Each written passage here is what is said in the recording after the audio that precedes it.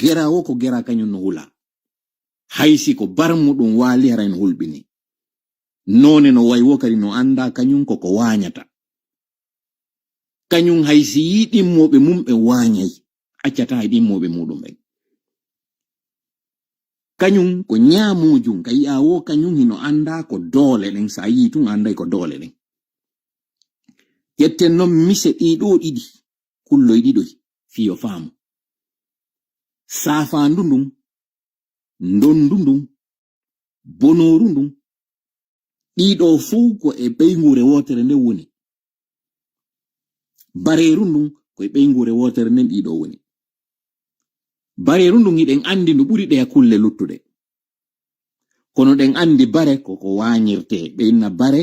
yo ƴette yahen ka wanyo si bare no yehi wanyugol ko yata wanya ko sarije den nden sarire kande jeya kaka wanyate don kaka nyamete don kaka dolete don kaka fofi don kono sarije den jeya alla non ka wadugol mbaadi dido didi o sendindiri no wadi gite majji on o jetti o wadi gite wanyo wingi ka yeso majji yeso kanyum hina kaka hore kaka binde kinal gite den o wadi de o awi de no o wadi de gite o wadalde ka sera o wadi de yeso ka hendu dum ardita don ko do gite den o awi de ka sendindirgol e kunkullol da kankun o wadi kun wanyete kun gite makun ka sera o wadali gite den yeso so ndari sarire den ko wanyete nde kayre gite mayre on ayita dade de didino ko yitere wotere yata sida fewti sarire den hida fewti safaandum si don fewtondir ay gite den didino gite den didino kadiye sarire den non sinde fewtuma ayata an gite den didino kono de gite didi kan jara de renuma fi kala gite den ko sera de wontiri gite den haray de renuma an kono an ayata gite den didi ko yitere wotere nde yata si kunkullun do kum beccike ma na an ku woni ndarude o yitere wotere yata gite didi ayata ndeya ndu non safando sindo beccike ma ayata gite mayron ko yata ko kuupi mayron jenti to moƴƴa ko momma wolande kon mbaadina kadi ko momma e wolande kon ka miijo imagina ndu safando do gite den Allah awiɗe ka yeso tawa kala ko ndu fondi e mum gite den didi ayi ayde kanyun kadi ye kanyun ko wanyo jundum ino faala yide ka fokkitani kon iya wanyete kunkun o wadi gite den ka sera o awide ka sera de gite awade ka sera sida fewtondiri e kunkullun do nangete kunkun an ayi ay kun kono ayata gite makkun on didi gite den non kanyu haray no renuma kon non Allah wadi dum do mido arande ma joni jenti to tunta hawju ko wanyete kon gite den ayata de kono kanje gite den de yete si beccike maka tawata an hida reni yitere den haray ko wote renda arena ndeya ndende arena don non kanyun kadno ndarude nokkugo mbaadi gite den no de wayi non hakkunde yitere kunkullundo kundon ayi kun joni mi wadana ma do non e gite do didi nde yitere wonde dowdo den e wonde leyden ko gite didi ni e do didi non kadi ko kullun kun wadana de do minnima ko wanyata kon yitere den gite den ino wada yeso ko wanyate kon gite den no wada ka sera jonnon de gite didi de rewata yitere mun den ka sera woniri ko wanyata kon ko tawata kon si a fottidi da fewnodiri e mudum gite den be cikkima hida cikki ankadi mum no den gite cikkori don non Allah wadi yitere mun den kanyun kadi no ferira non no yitere nde yirta non ku yi o won kon bay ko konko yata do baleri ndi baleri do Allah wadi ndi ko iwundi ley suti ka dow ma ewri ka dow tippi ka ley. Ndaro moƴƴa ko mi wonma wolande kon jentitoɗa kadi moƴƴa yi'a ko mi faala ya yiwɗo kon ka gite, parce que mi faala hande yo gite maɗen ka ɓernde yi'u hara na gite ɗen ka yaasi. Allah waɗi nde sarire ɗo gite ɗen ka sera nde woni. O waɗi nde yitere wonde ka sera ɗo kanyum kadi mbaadi kono nde yi'irta non ka ñaamo hammiri ka nano, c'est-à-dire kala ko woni takko ɗon kon baleyay fitta e takko ɗon fop yi'a 360 degré.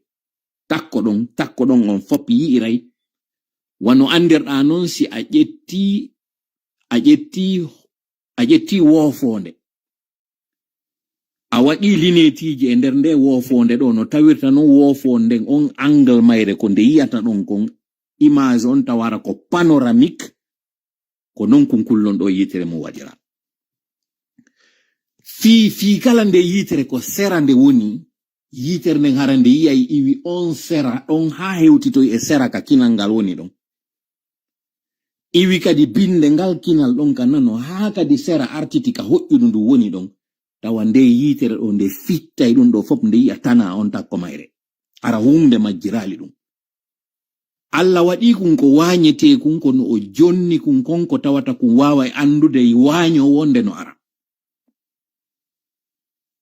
Jentito ko momma wolande kon.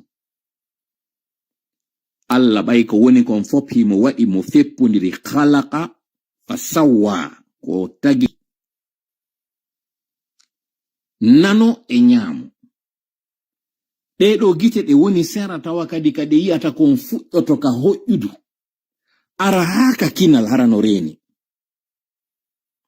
Fuɗɗo kadi ka nanoɗa gibingal kinal ɗon ha nduya hoƴƴudu kanyum kadi a 360 degré kunkullum ɗo ku yiyay kala tana wonɗo e arande ku. Kunkullum kun Allah jonni dole on. Kun mari peɗa, kun mari ñiiƴe, kun mari dole, kun wawi dogude. Kankun kadi ko kun ngurdam makko on fiyo kun wuro, kankun kadi ko kun waru. Ko yo kun nangu, ko kun wañi kon kun ñama, kankun kadi Allah jonni kun ɗe dole. Allah ɗuytani kun no wonɗe ɗen ka yeeso tawa ko yeeso on tun ɗe reni o ɗuyti kadi yigol majji on o waɗi ko ceekunni ciifunni. Ko ɗum waɗi si sarije tati darike yeeso ko sarire wotere kun ɗo ko yiyata. Kun huula nden sarire wotere ɗon tum pet, na sari ɗiɗi na sari tati. Nangidata sari ɗiɗi ko sarire wotere nde yitere nde yiyata. Huula nde ɗo veruyande ɗon calcula distance on hakkunde ka woni ɗon e nde sarire ɗo. Calcula vitesse waɗete ɗon fiyo wawu hoccade ɗo tinna yaha nangoya nde sarire ɗo. Allah waɗi tawa ko wotere mayata. Naɗe fo. Wotere pet woni e yiide. Nde non wotere ɗo Allah holli nde si temedere hino ɗaɓɓitude nde. Ɗe temedere ɗo fop nde yayde. Lutta non ko honno nde laaworta ɗe temedere faalaɗe ñamude ɗiɗo. Pandan so tan ñaamo wunkun ko gootu woni e yiide si sarije temedere no e nder nde sunture ɗo. Yeeso maggi ko sarire wotere woni e yiide ko ndeɗo tun woni e mayde. Ko ndeɗo kadi jokkata ha nangande ñamande. Luttuɗen fop daɗa. Ɗon si en eɓɓindiray woni gite, ko honno Allah tagiri ɗum ɗa, ko honno Allah tagiri ɗum ɗa. Mi waɗanama non yitere o neɗɗo ɗo kanko ko honno nde wayi. Joni en iwi kulle ɗen ɗiɗi, wañowo on e wañeteɗon. Aren non joni e yitere o neɗɗo tawo on kanko o wañay, o wañete. O ñamay, o ñamete. Allah waɗali nde yitere makko ɗo tawara hinde ka sera few. O waɗali nde kadi o waɗi nde tawara hinde ka hakkunde tun hinde ɓattodiri wono yirɗa ndu safandu ɗo no woniri non. O ƴetti o waɗi yitere nden nde fuɗɗi ka kinal ɗo nde ari ha fayde a pewde hewta ka noppi ga nde woni ɗon gite ɗen milieu ka hakkunde nde ala few ka ñaamo nde ala few ka nano. O waɗi nde yitere ɗo nde wayi kañum kadi wa nde woofonde no nde wa'iri non yitere nden hinde mulliɗi kayri nde tultiɗa nde mulliɗi. kane mullidi ɗon waɗi ndi ɓaleri ɗo ndi woni kayri pinere non seulement ndi yiyay sera mayri on mais si ndi huuli kadi piwndu inni ko ɗum ɗo mi woni ndarode ko ɗum ɗon tuyata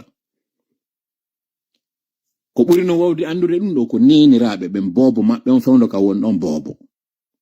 fewndo ka neɗɗo on heɓa ɗon ko bobo fi kala yitere bobo on ɓaleri ndin ko mullere waɗi ko pinere ino mulliɗi bobo on fewndo ka woni bobo ɗon ɗo inne gite ɗe wunti siɗa jogi fijir kunku wonku yeso makko ko kunɗo tun o reni ko ɗum waɗi si bobo on no laddude a wallini goɗɗum ko tawata hakkil makko no e muɗum a joƴƴinay mo tun ko ɗon kadi hakkille ɗe woni e yiltitade a ittay mo tun o yiltito kañum kadɗon par ce que gite makko ɗen ko piwum gotum kun Allah waɗi fewndo ɗon e ɗe yiwtaw no andirɗa kum wañowunɗa ko non haray o way kanko kadi moywa kum mummunten wañowun ɗo ko non o way ko ɗum waɗi ko hendi wo kaka hunduko woni e sutinde par ce que ka woni bobo ɗon ko wañowo bobo ko wañowo bobo ko safandu ka woni bobo ɗon anda ko hulɓini dokata no woni kun kullum wañowo seede on non si a jaɓi kun fijir kun ɗo a dirtini kun ka ñaamo a ƴetti fijir kun ko a waɗi yeso makko a señƴini o yeggiti fi kunɗa gite makko en darike kun fijir kun kesum wonko yeso makko ɗon ko ɗum ɗon tungo yiyata ha goɗɗum go kadi arta yaltitoya yeso makko ko tawata kon ɗon o yiyata donc fewndo ka woni bobo ɗon mo jogi réflexe kun kullum wañowun ɗo so janɗi non gite ɗen ɗe wunti o watti yiide sera makko o watta non ndarude ɗaɓɓita o watta non hande kadi yiwde ko hulɓini o watta non hollede o janɗine non o ne'e non ndinedi ɗo andugol ngol sa nani to otowal ko ya dogunani ngal otowal ɗo ko tappowal ko warowal société on non fuɗɗo non ittude makko instinct de prédateur on waɗa mo non hande kadi instinct de proie o iwa hande kadi wonugol kun kullum suusuku reedu wañum sutanto kun goɗɗum haɓɓito fanni manti hendaki accitata o iwa ɗum ɗon hande kadi musigal makko ngal société on ɗa non hande kadi e makko fuɗɗo non bonnude gite makko wonɗe ɗen ka yaasi fuɗɗo non hande kadi développude e makko gite wonɗe ɗen ka ɓernde o fuɗɗo holle doyne ko ɗum ɗo laba ko ɗum ɗo kaani ko ɗum ɗo weli ko ɗum ɗo metti na kanko ko yiyayno ko société on façonna mo yimɓe wonɓe takko makko ɓen ɓe elta mo e ndi mbaadidi ɓe faala yo ɓe eltumo e gen no mi wiri non ko gite maɗa ɗen mi faala ya yi'u ko mi faala ma hollude ɗo ko mi hollete non ko mi hollo a hollude ɗo kon fop a wata yiide se gite maɗen ka ɓerde udditanaki komi faala ya yi'u kon joma gande en non ndaari ɗe gite o neɗɗo ɗo e ko taga kon fof takko makko ko honɗum kadi woni kun kullum ɓurkun nanditude e makko ka mbaadi gite et c'est là où ça devient choquant et c'est là où ça devient intéressant ko scientifique ɓe ɓen tawi même si ɓe wawa l'expliquer ɓe tawi ko ɓuri nandude e gite neɗɗo on ka mbaadi ka eno ɗi wa'iri non fof ko kunkullo wiyete kun kose way anani ko mi wi ko ngi kose wi giray ngi harmo ngi neɗɗo mo Allah teddini fi muɗum mo wi walaqad karramna bani adama on neɗɗo mo tawata on ka wi ɗum wa rafahtu fihi min ruhi mi wutti e makko wonki ankin mi itti o ruhu wonɗo e an on mo tawata ruhu goɗɗo anda fi mum on ɗo kay mayata kon ko tawata mayata kon ko wonki kin sortoto kono ruhu mayata ko koynete ruhu mayata ono ruhu ɗo mo tawata on ko kanko woni ittude makko kanko Allah waɗa e mum o ɗo ko ngin kulli har mo ngingi gira e ngingi ɓurgi saltiɗuɗe ngi fop e kulle ɗen o ngiɗo mari sifa gite makko ɗen jonon taskiɗon moƴƴa ko taga kon fop ka binde ka hoore leydi ɗo ko tagana ko fi neɗɗo ɗe kulle ɗe wonɗa yiide ɗo fof ko waɗana ko fi neɗɗo oɗo koko nyama koko gollitira koko wonda e mum ɗum ɗo fof ko fi makko waɗira. Malaika sujjanimo, jinna sujjanimo. Donc disons c'est l'être le plus respecté. Tawa kullum jogi kun sifa gite makko ko kun kullum ɓurkun e soɓude e kulle ɗe jogi sifa gite makko ɗen. En d'autres termes ɗe gite makko ɗo si gite ɗen ka ɓernde gollitiraka kanko ngi ko sewi ɗo fusɓe seeda. Je répète, rapprochement on mo wonɗe wadde on hakkunde ɗe kulle ɗo e neɗɗo on e hakkunde o neɗɗo ɗo yiltitoɗen kadi e kulle ɗen. Seke o neɗɗo ɗo Allah waɗanimo ko tawata e mo waɗi e ɗe kulle ɗo ɗiɗi o sendidirde wañowun kun e wañete kun. O daari non kadi kun kullum kun tawata kankun ku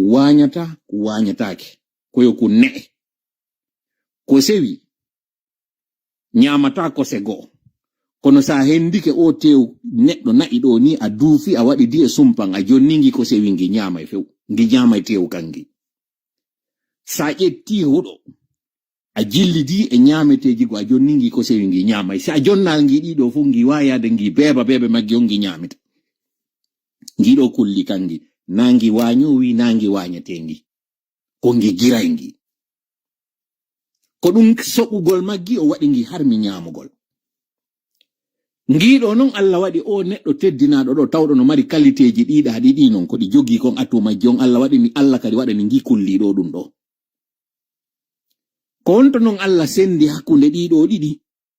ko ɗen gite ɗe Allah waɗani on o neɗɗo gite wonɗe ɗen ka ɓernde ɗe o yewti fi muɗum on o yini na gite ɗen ka yaasi wumata ko gite ɗen ka ɓernde o waɗi ɗe gite ɗo sendi mo e gigiray ngiɗo. Si o wonali on jogiɗo gomɗinal andi fi Allah on kanko e gigiray ngi fusɓe seeda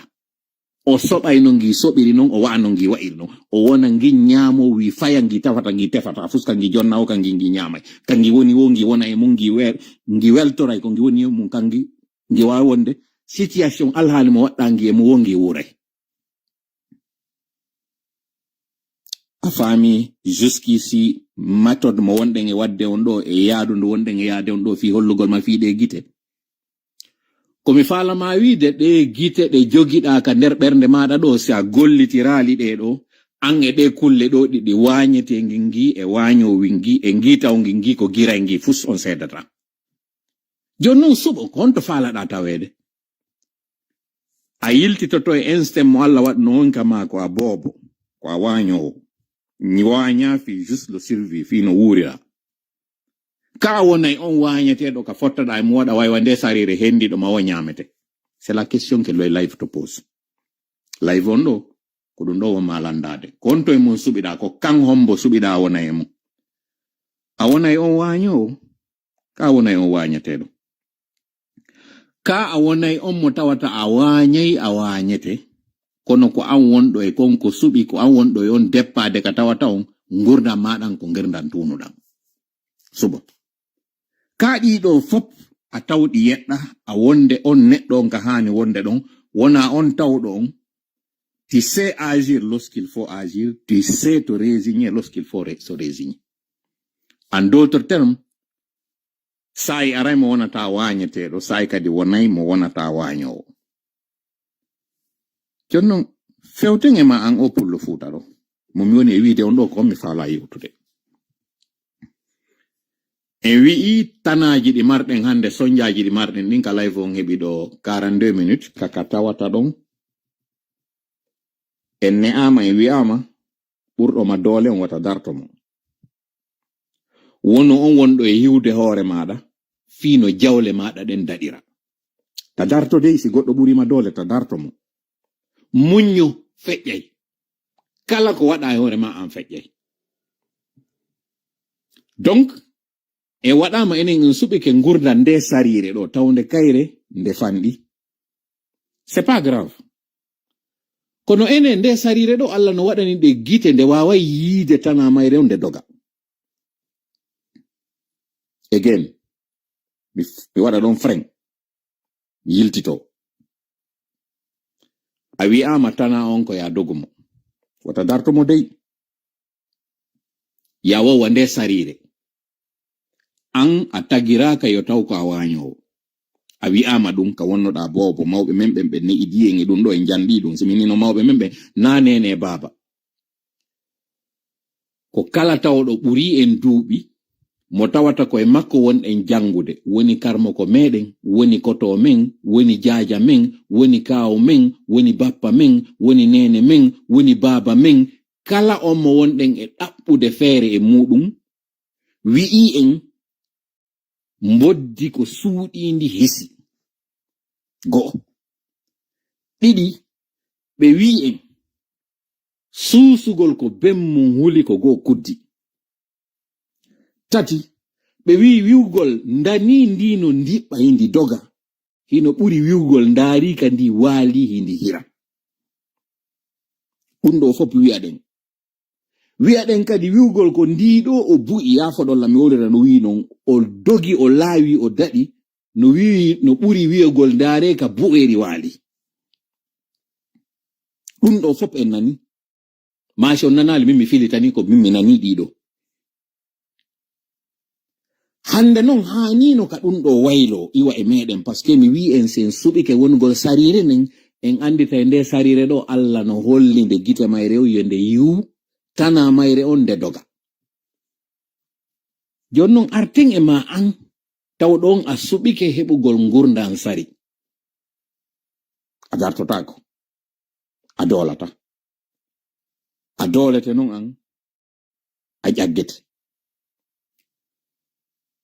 kono kun sari won ɗo ha hande kun arali kun tawi bonoji e sapali e ko nandi e mun hino wadde réunion nde sarire ɗo ari tawti ɗon jooɗi woridi e muɗum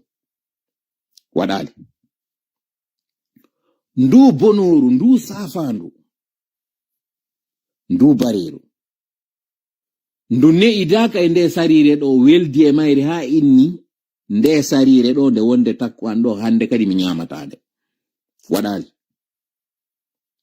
ko an o neɗɗo ɗo tun wawi jaɓugol ko a sarire ko gurdan sari marɗa kono si réunion capali ɗin waɗi aray taweɗa e o réunion ɗon ƴetta hoorema jonna ndu safandu ɗo wuri ɗon wi'a waɗan ko falɗa ko anda safani moƴƴe kon falama yewde kon ɗo hollugete kon ɗo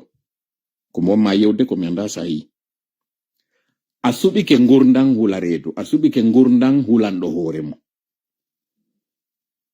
kono e hoore ko suɓiɗa gurdan o hulanɗo hoore muɗum ɗo ko antun non woni on suɓiɗo ko a gurdan sari kono a yahay fijida e safandu a yahay tumbitoɗa hakkunde ndun safandu ɗon hiɗa wadde gurdan ma kañum kadi waɗi ko a safandu ɗe gite ma alama hollude tana on ko antun goɗɗo arata tawata e nder tana on ara yeto ma hiɗa e tana wi'amano halas saba malish mahi don't worry about me I'm totally fine ta wulanam few ko gurdan am min ta mapine fiyan ko mi wona ñamede ka ta mapo ko mi wona dolede ka ta mapo accitan non ko antum wawi wadde ɗum ɗo jono I don't wanna be rude kono mi andaɗa gurdan maɗa ɗo siɗa dandali e gurdan gi ko sewi yafolan non na yo mettuma mi woni e yewtirde ko konko mi ƴettan ma mise ɗo mi woni e yiltitade mum mi hollama a wonali hay sarigoy par ce que nde sarire nde arata nde waɗa ɗum a wonali kadi ndi buutori par ce que ndi buutori nani ndi wurodi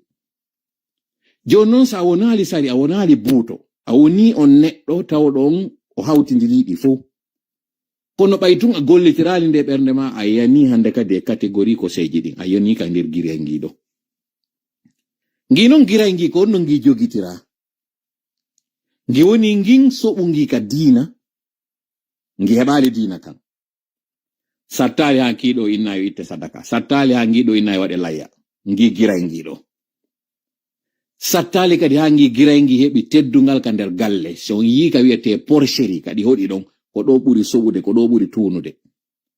scientifique ɓe ɓen kadi fo wi'i tew ngiɗo kañum kadi moƴƴa sa ñaami tew ngiɗo an heɓay nawnare jon non an ko honto ko adna ma on falla e moƴƴu ka ko lahara ma on gonɗum e mum komi falama wiwde mi installation bobe inni ben wo ko doyen coordination des fulbe hale pour les États-Unis capacité de la puissance mindari. Je vais citer mes sources.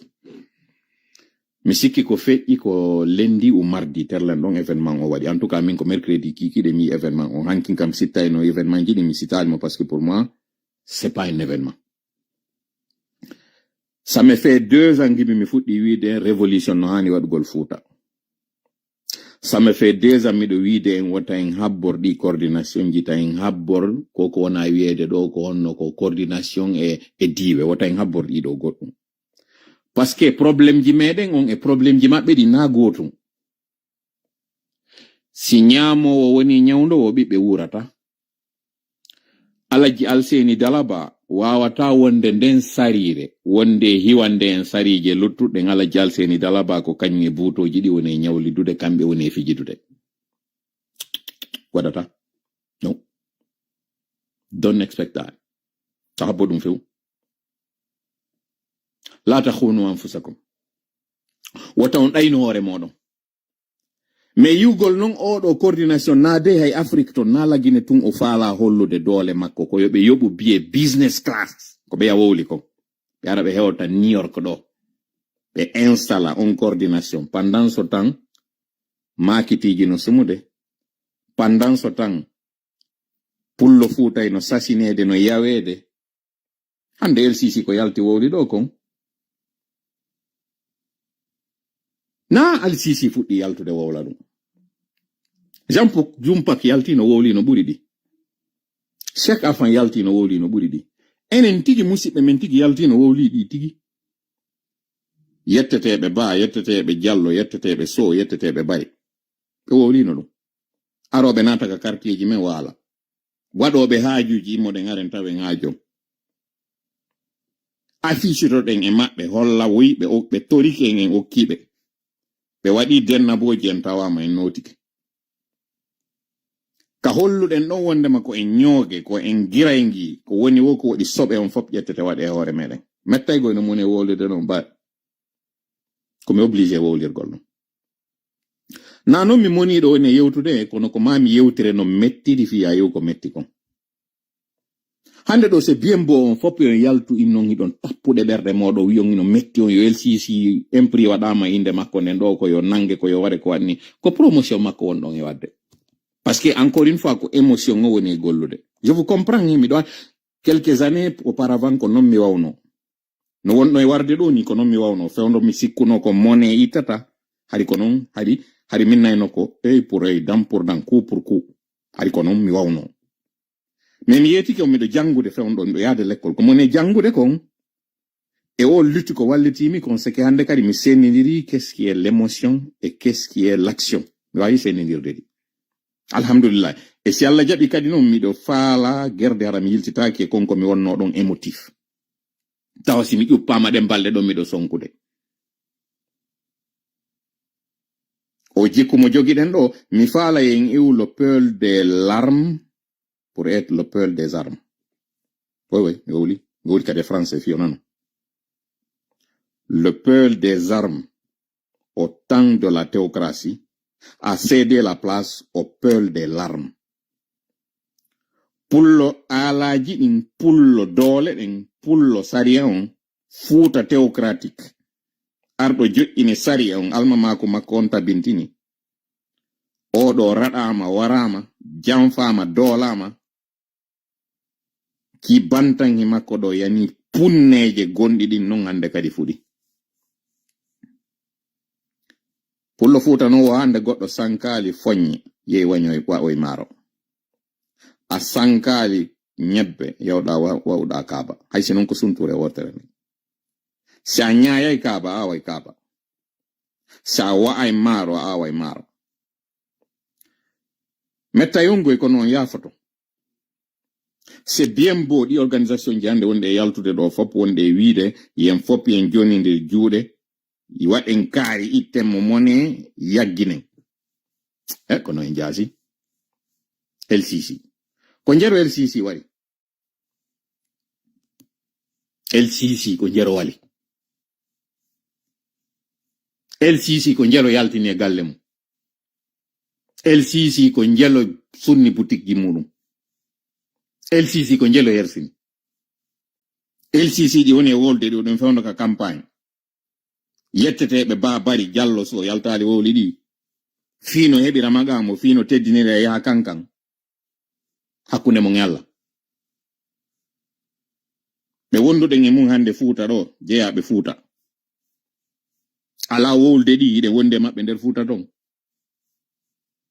tiyon nun ko LCC on e wolde ko hande do safu fe mal ha tel point on fopiyon ko o do wondo wadde nyo accu don do wombe wadde ko lutti ko pourquoi wosi babba fuyi si bare fuyi ko babba ndu nangata e wolay kan ala konen ala kan darude dalla pratique onon lagine bonnereji wadde din fop Usman Gawal no haylo do luttube fop no haylo do kono onon ko LCC do yaltudo kaso de balde do wondon e jettude do fop dole mo hollo modi ko ndutturi ya fodo lan kono en jasi wallahi en jasi gesele yimbe no sunnede baskot do wodi wonbe yaltude wiya ko be prayer no hande do wolde ko ne wadde Afrique du Sud wondema africain be no radede Afrique du Sud kono fulbe dimmobe mon hino wi'ede gesele mo wata wonde baskot dum no wolwata fi mudum tawata dum do no metti. Like really? Ko woni wadde Afrique du Sud kon pre immagol kondana dum no wi'a Sud Africain be ben hanano hande do ka tawata be wikkoto africain jo tawbe ko africain be walli be habe yaltik apartheid. Ce qui est vrai. Kono don ko africain jo go woni gerdude me pays go jonnon an ko passeport goto jogide da e goddo. On tawa kerante wi'ama a wawata arde wada plantation baskot e sai a wawata wadde boutique hot Guinée a wonata hot Guinée don e sai na'i maada din yata Guinée forestière yara di nyama hudo e haako ko tawata na kambe sanki na mawdo mabbe sanki dum do fo san fudi rien absolument rien ko neddo goto jogiido camera on ay jodi e salon mudum wolani on gongaji de tawta na kanko ati on yetade di gongaji parce que on holli kon sarije on holli onon kala immi kun kullun immi ko wara nyama hande do non hido wiide que vous allez vous ériger contre quelqu'un qui n'a que sa bouche pour parler mijite to moƴƴa de ko wondon e wadde ko mijito do moƴƴa en wondo warrude non hani no hande do tawa koy no kuy kufuno e waɗi non e sa'i tawno koy be podu kine mabbe den be yanya de fi wata ando ko be juif e sa'i fewndo Hitler ben hande do asusata e prononcegol inde mabbe dans un live ma dans une publication ay compte ma don o wada e restreint be wada naymo restriction ji ha ngaldi da hore ma sa yaltata Facebook arno do e sa'i tawa susata e andinde ko hombo woni mo be sanzi yettoje be sanzi inde be sanzi religion be suudi be sakiti hore leydi fo fiyo be dadu ben hande do asusata a hattana yo hetek ya wowlo do hande hay inde mabbe den tum na de yo awi wada be goddum o ya wowlo tun inde mabbe nen wada do publication winda Israel asusata ayeki san compte ma daw no heba restriction kono be wadi be ronditaaki juude mabbe be nangi wullugol goy di gondi di jogida do o emotion mon da wadde do nanon kambe be gollitiri hore mabbe nen be woni kadi pragmatique be yiba o fusaaki ko ne wiite do mobindire mbudi fi darno cuudi mo di kono ko faccaaji onon koy mawdo e wonko e wiite do kala ka memmine do ende 3 o ko ndaren ko wadeten fuuta ndaren no darniren on hersi hore modon yo Allah daro yo Allah wadu nyaawore hakkunde men e modon premier ennemi hande do hana do regulede ko onon koy faccaari o mawdo e wonko e wiite do minni mi monota ko kono mi faala yo yiw mon e on konto do nawrede koy mawdo e wonko e wiite do wonde ma ende 3 kala ko en wadu projet ji ka cuudi darne koko ciikuli woni e wadude ko bono woni e wadde lampu ka ciikuli fusa ko dum wondon e wadde do dawaadi onon ɗi dawaɗi wonɗi e wowlude ɗo opérateur économique ND3 kala memminande moɗon vous faites les mêmes erreurs hiɗo yolli hakkunde seynerde hande ɗo ko ono woni tambitiɓe ɓe kono hekkeji moɗon ɗi wowletake fi muɗum ko siwawa on wonkun ka yasiɗa wonɗon yawde fewtino hakkille moɗon hiɗon acci ɗi dawaɗi ɗiɗi wonɗo yide ɗi dakkali ɗo hiɗo wiyari ɗo mawɗo hiɗo wiyari ɗo mawɓe moɗon min ɓe na mawɓe am ɓe wata wonde kadi mawɓe am par ce que kamɓe woni contrat. Je le dis haut et fort, mi répète.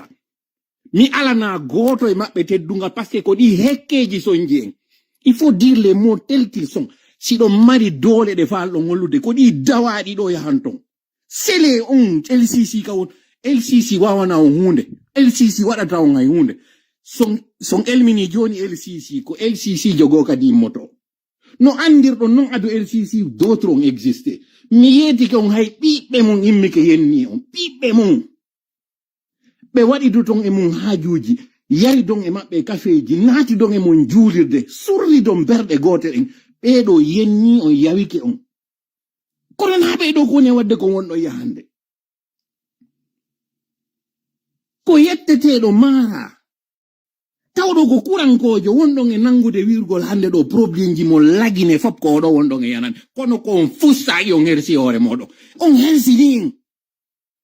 tout un pays toute une communauté de blogueurs no jooɗi no affiche ɗo hande photo makko kanko LCC comme si LCC maayi ɗo hande ɗo e naati aljanna comme si LCC hande ɗo éliminama jango bimɓe naati Sékou Touré ma ɗum e getti hoore meɗen indépendance vive la paix vive Guinée lanni he modi kono on hersi hoore moɗon on hersini en on hollike enen en fakata hay fus en gaynata mi écouti réunion mo ɓe waɗi hanki ɓe ni way notre plan est en train de bien marcher en jonniɓe kaɓe hilno ils vont s'occuper de LCC en utilise ɗo non elmino en LCC wona ko kamɓe elmini mo on a réglé un adversaire donc koyne tigi on a gollitirede pour qu'ils atteignent leur objectif ɓayno mi woli ɗon ɗo hande kadi qu'est ce qu'ils vont faire ils vont renforcer la sécurité hoore makko kanko LCC wonon ɗon non hande kadi e waɗugo sonko e moɗon gi on hewtatamo o mematamo fus on gaynantamo rien on holli annu e moɗon on non fus nafata on absolument rien annu e ndangu ko ɗum wonno e wadde ɗo ko bobo arata tappa ma ko on holli annu e makko on kono konko tappa ma fus waɗatama musatama barmintama wattama fus ko ɗum wonɗon e wadde ɗo on woni boboy fine seeɗa jama iwon e o émotion mon gollitire hakkille moɗon ɗen si sifa ɗum ɗo waɗayno hewta ka ɗum wowle si waɗayno hara waɗayno ce qui ne se fera pas si waɗi kadi nafata fus je vous le dis ici metta on non ma no gasa ƴettiro mal si hande ɗo LCC walike fure ɗum waɗata mone wonɗo e hoore pullo fu to on iwa ɗum waɗata ɗo teddungal wona e hoore meɗen absolument rien. Au contraire, ça va être utilisé pour remonter des communautés contre d'autres communautés. Ina bon o yi fulɓe ko ne wadde ko oɗo fiɓay mo yalti o ini mo defandude on non fuuta hino ko ɓe waɗi on ko affaire mande jalo memmintino kañum kadi affaire leƴƴi kañum kadi memmintino c'est dire mi anda si ɗo mesure ko wonɗon e wadde ko ma ɗo mesure no wonɗon e waɗirde non je suis pas le plus futé je suis pas le plus licite mi wona on ɓurɗo yiwde fop anda kono de ce que je sais golle hakkil ko min yon kon gite ɓerɗe ɗe Allah jonnimi ɗen gite ɗo mi faalaɗe golliterde ko non ɗen gite hollimi mi suɓike ko on to mi wonirta mi andi que je suis une proie mi suɓike hande kadi puisque je suis une proie je vais me défendre comme une proie et je vais me transformer en prédateur min ɗo mbi ƴettino ɗum mi suuɗitora mi wowli kadi fop no andi je suis wanted hande ɗo so hiɗo nana senerde no wola fiyan ils savent parce que min si ɓe ari ɓe yari raylawa put ɓe yari raylawa gosi ils le savent miɗo andi kadi et ko ɗum waɗi que je suis déterminé à aller avec eux jusqu'au bout advienne que pourra kala ko waɗoyta donc min mi suuɗitora min hina e o émotion ka wonɗo e wadde o élection mise o défiléji mon ko wonɗo je ne cherche pas ça miɗo jooɗi e hoore kasangue an on e mi waɗi wil an on ko heɓi mi wo mi yeeti kon je suis prêt jusqu'au bout ko ɗum waɗi si koye hekke woy ko wonɗon yiide ɗo fof ko wonɗo e noddude mawɓe moɗon min na mawɓe an coordination oui, élite imama ko ɗum ɗo ils sont pas représentatifs de moi min mi dissociino ke maɓɓe je ne les connais plus ono noon ɗon continue a joni ɗon couvre de événement manji maɓɓe hiɗon noddaɓe mawɓe amen probléme ji si waɗi noddonɓe alaji kaari ino doit intervenir no waɗi nini vous faites une chose et son contraire o wi o reconnaissable ko on ɗum noddirtoɓe ballal ko on ɗum si probléme waɗi ɗo nanga yugol ala jikaari no jooɗi nokkel kalɓe ala intervene ɓe ala wadde ɗum je m'en moque je m'en fous et je le laisse en paix ko ɗum waɗi sina wano ni min mi wolta e fiɓe mi wowlata fi i coordination ji mi wowlata fi kala ɗi représentation parce que pour moi c'est pas important ko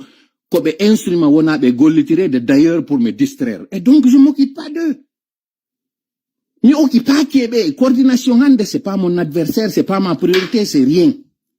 onon noon tawɓe ɓe jakkay ɗon mari priorité di je vous dis que ɓen ɓe won ɗon diwde ɗon accito yaha noon nokkiri goo ko ɓorɗi tati jogi ɗon ɓorgol aranol ɗo wondi e muɗum ka suudu moɗon hiɗo wondi e mum ka hoggo moɗon ɗo wondi e mum ka musidal moɗon ko ɓorgol aranol ngol on ko ngol ɗo woni on e sakkade tuma gayni ɗon ngel ngol ɓorgol ɗo aroyon noon ɓorgol ɗimmol ngol communauté moɗon c'est à dire pullo e pullo tuma gayni ɗon e ngol ɓorgol ɗo no yahannom noon ɓorgol tammol ngol innegol ngol noon hande kadi ko pullo contre leñol go si wiyama o par exemple o pullo contre systéme o kono non hiɗon diwde ɗiɗa ɗiɗi noon palo ɗon acciton ɗin ɗon fuu hiɗe ka kine moɗon hiɗe ka tiinde moɗon hiɗe ka ley koyɗe moɗon ɗon innon ɗo yahande goɗɗo goo wonɗo to e kadi noon malheureusement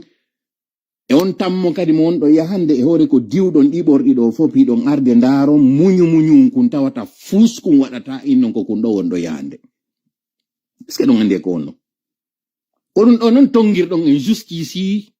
un pas en avant, un pas en arrière, 10 pas en arrière, ko wonde wadde. Si wonno bete un pas en avant, un pas en arrière, harayno de nokku ngoto, harayno e regressali. Mi fala non? Yo jentito ɗo hankin ko monnon e wolande kon, même si sabu droit d'auteur mi essay ɗo innugol mi waɗay ɗo nanon. Ibrahima Khalil yitidi e njulaɓe ɓen ɓe piiji mo wo sumi koko mi yetike on koko mi addana quelques minutes ɗo mi fuɗɗo live an ɗo haymi écoutal mi anday ko wowla nder ton kono miɗo wadde en fop nani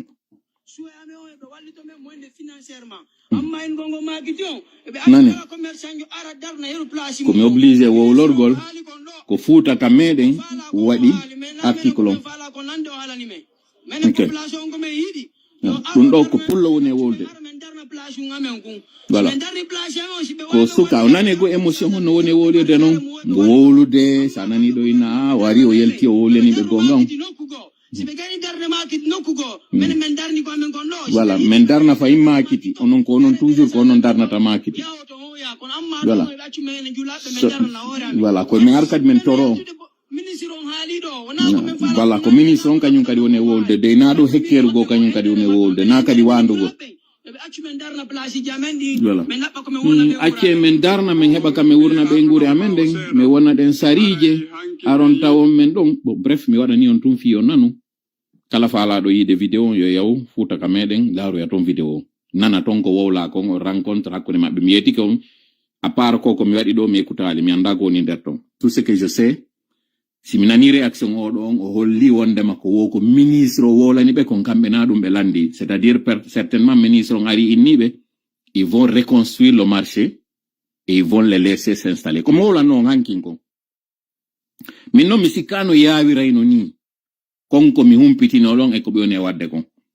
apparemment non les choses se sont accélérées davantage plan maɓɓe mo ɓe waɗi on argo sunna makiti on no mi yetori on noon fino ɓe récupérera makiti on c'est déjà en marche malheureusement non mi ara mi yeto on ɗo goɗɗum ado waɗude minna ko ɗum ɗo woni ka huula wonde hara des mois à l'avance ɗum sanzali waɗo ɗon heɓuɗon kin hakkil hande ɗo koko inna kon pullo on c'est son plus grand atout c'est avéré être son plus grand défaut son plus grand handicap ko ɗum ɗon ndi jawdi onon ɓe njulaɓe on sonji men wallahi on sonji men on sonji hoore mon kono noon on hettay kañum kadi en fof en hettay pourquoi parce que fewnoɓe fuɗɗi ɗi makitiji ɗo mi yeeti noon kontuma ko konakiri taw hay hewtaka zere kore minni ɗi makitiji wonɗo yiide ɗo fof ɓe déguerpisirde on e majji ɓe darno e makitiji ɓe ara ɓe noon are noon soodon ɗin makitiji ɗon ɗin place ji ɗon si ɓe soodini on ɗin place ji ɗon ɓe heɓa mbuuɗi hoore moɗon ko kamɓe waɗi tana moɗon on kono ko onon kadi ɓe gollitirta fi heɓugol nafa maɓɓe on kamɓe onon heɓata mi wowli ɗum sanzali. Ça fait des mois gibi mi wowli ɗum sanzali. Vous êtes toujours là. La seule chose qui a changé, c'est que au moins o mascarade mo ɓe waɗi ɗo on ɓurti men nanande o woni ka juuɗe o yaltali. Parce que onon tigi o yi ko kellanno ɗon mo kon fof o yi ka yaltoy ɗon. Kono hanki miɗo wolande o minna ko ɗum ɗo woni programme maɓɓe on. Hande ɗo rencontre waɗi hakkunde sinistreɓe ɓen e kanko tawɗon c'est l'auteur du système samma sakkoɓe sammi on ɓe ari ɓe sakkiti on ɓe habbi on arɗoɓe waɗa on non ko ɓe falako. Hiɗo naɓude ɓe non e on teren ɗo wiwgol non acce menen men darno e makiti nokkugo. Na de wiwgol ok puisque jako anni e ɗo jogiɗo ɗon nous on boycott. Joni meɗe wonde sera mi yiya non so wawi wadde ko fallon ko. Ko onon tun woni no mi wiiri non ka fuɗɗode yewtere nden. Ko a sari, andi ko a sari, ko a doleteɗo, wala dole no dartoraɗa. Kamɓe ko ɓe bono, ko ɓe buuto, ko ɓe piyo, ko ɓe ɗi foppiɗa andi ɗum. Hiɗa andi ka fottuɗo wo o waɗete goɗɗum, kono ko onon immoto aratawa buutori ndi wi'a hiwan. Ko onon arata inna miɗo faala ballal ko buutori ndi mi woni arde mi lando ballal. Like really? Sérieusement? Hakkunde ma yalla? Wonɗo sombo tana ma on. Tawɗon oɗo kadi o wuuri wotuma mayɗa. No anderɗa non ndi buutori ndi wañiral nde sarire, fiɓay ndi faala guringi. Ndiɗo piyori, ñamirali mba mbewa ɗo paske ino faala, kono mi wiyata ino faala galaɗi ɗin. Na ɗum ɗo piyori ndi woni ñamirde mba mbewa ɗo, na ɗum. Ko paske ndi piyori ɗo kayri kadi, ko ñamete mayri on ni, ko tuma ndiɗo wari kayri kadi ɓiɓɓe mayri on wura. Jogo hoore ma an e o système ɗo no kunkullum wañetekun ɗo e ngi kulli waño wiɗo ko non wawɗon.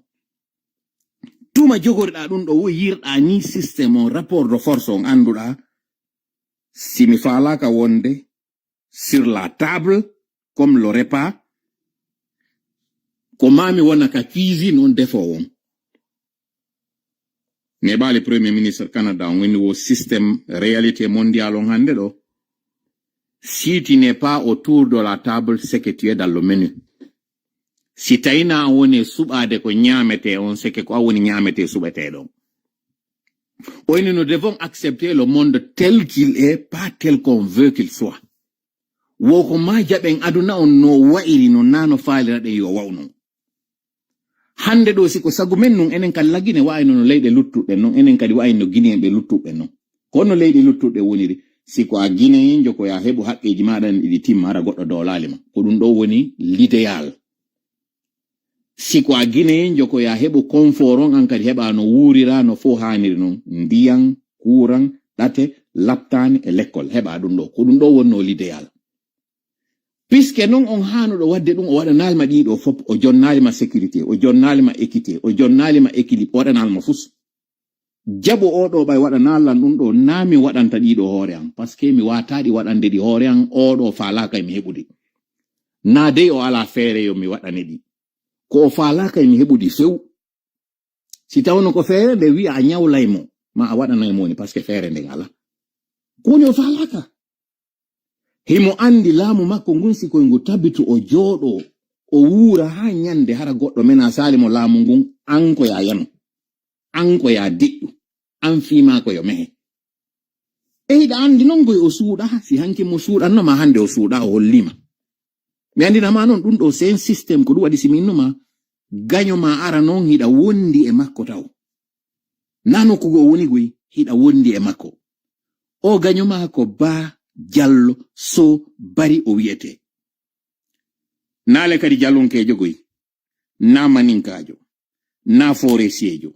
na sosojo, na bagajo, na landumajo. Ko pullo tigi sen mo tawata mawɓe makko ko Almami Boakar Biro, ko Alpha Yaya Jallo, ko ɓeɗo wonno mawɓe makko, ko Almami Sori mawɗo, ko Sori to Soko, ko Yilili, ko ɓeɗo wonno mawɓe makko. Wawɗo wa ma wayi wa min jillaka innugol wo ka ewdi ko pullo sen wawɗo wa ma woni wawi wadde ɗum ɗo. Pourquoi? Parce que ko kun geɓum ɗo o hikkini yeeso. Kun ɗo non geɓum woni ndoliwal ko hendorte o waɗe ko faala kon parce que il veut l'argent, il aime le confort mo yiɗi. Piske non mo yiɗi ɗum ɗo ansi a faala yaltude ɗum ɗo musidɗo tayaw karmo ko ta waɗo fusta nan laawi ɗiɗi tati ta waɗo. Il y a 2 ans miɗo yettade minni problème lagine on c'est un problème politique mais solution makko n'est pas une solution politique. Fewndo mi wolno minni kartal addali maka laamu on sikkuno ko e caakane mi woni e wolude sikkuɗon ko ngayngu. Nyande wayritino ɗon la yiwde nyande mi waɗno teni on vidéo on ça existe. Nyande mi woluno minni hakkunde mon e laamu ngun ko neɗɗo mi wolno inde mum mais on ɗon à travers makko onon tawɓen fop vous vous identifiez à lui mi yeeti on minni hakkunde mon e laamu ngun no wayi wa funnange e hirnange. Minni mi salaki laamu ɗon ka réseaux sociaux ji ɗo mi salaki kono laamu ngun yon henndu ngu wonon onon kadi on photowo e luttuɓen fop warin haray ɗon mari onon haqqeji e hoore luttuɓen ɗum wawata wadde sinaka wonɗo e wadde o illusion wonɗon ka réseaux sociaux ji ɗo. Nyande mi wolno ɗum kan haala ka mettu non awa ko non kadi ko moni e wowlide ɗo ko mettata on. Mais avec le temps et le recul o yika mi wolani on ɗon ari ɗon holli on hande ɗo wondema ɓe sasinay on ɓe sunnay on ɓe bonnanay on ɓe lanca. Fewndo mi wolno kadi kan haala on sikkuno j'étais en train d'affoler les gens mi wolay tu woni fi taññugo reedu moɗon. Mi yeetino yiltite les vidéos existe fi kala Facebook efface ay vidéo ji ɗin kami wiwno ɓe sunnanay on ɓe bonnanay on ɓe sasinay on ɓe yaltinay on kam fewno mi wolno ɗum o sikkuno koye sama kala mi wonno e ino ɗo non hande ɗo ɓe naati ka makitije ɓe sunnay ɗi par ce que ɗo hay si ɓe ari ɓe reconstruisi ɓe jonnitay on makit mbuɗi mon ko bonno ton kon fof si ɓe jonniti on c'est sur quelle forme ɓe woni on e jonnitude ɗum ko modalité ji on ɗum ɓe waɗata fiyargol waɗa on reconstruction waɗa on prémo ɓe woni on e waɗande ɗon si ɓe inni ɓe ñawla yo woni comme sinistre ɓe ari ɓe wallitoto woni comme sinistre ɗon andi condition iwtirɗo ɓaawo on ko yore on ɗum ɓe wallitoto on he acce ɗaynugol hoore mum me wowligo e haa wayi wasi me ronki me ronkali kono onon kadi fannimanti on haɓali waɗede ko wona ɗo waɗede ɗum enen kadi min haɓata argol wowla mettuɗi ɗin par ce que ko mettuɗi ɗin mi woni e wolde ɗo hande kadi joni noon miɗo tori Allah yon nanu faamo yalton e nder o ɗayne ɗo parce que mi wi on encore une fois ça se terminera le jour où vous voudriez que ça se termine ñande desiduɗo woyo lanno lannay hay si non ko hande ɗo jemma o mo woni e yewtude ɗo son desidi lanni lannay jemma hande ɗo nous sommes le 21 juin si hande ɗo début de l'été officiel si hande ɗo on wi'i CNRD seka e fewɓe yahay on desidi on jogi ke on annuyemo men jogi on fiɓi on ɗon o wi hey gibiɗo naɓi yeeso e mi ronki mi andi on to fokkita mi ɗowtata buuseji on mi yaha min tigi mi daro yeeso mi wona min on hirteteɗo hande kadi mi waɗata